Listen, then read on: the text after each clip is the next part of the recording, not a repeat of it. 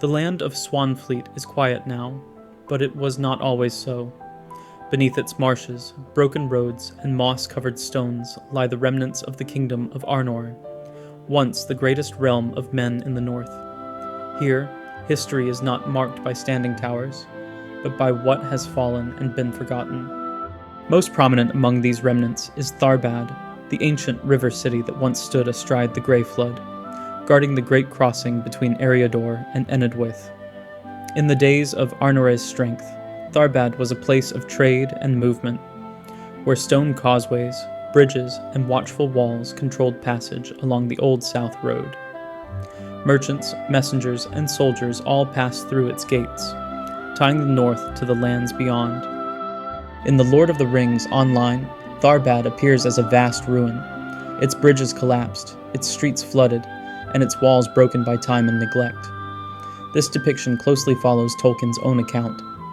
He tells us that Tharbad fell into ruin long before the War of the Ring, its downfall hastened by civil war, neglect, and finally the Great Flood of 2912 of the Third Age, which swept away what little remained of its crossings. The Old South Road, once carefully maintained by the Dunedain of Arnor, now survives only in fragments. In Swanfleet, it appears as cracked stone half swallowed by earth and water, no longer a highway of civilization, but a reminder of how far Arnor's reach once extended. Tolkien frequently emphasizes this decay: roads that went nowhere, bridges that no longer spanned their rivers, and kingdoms remembered only by rangers and ruins.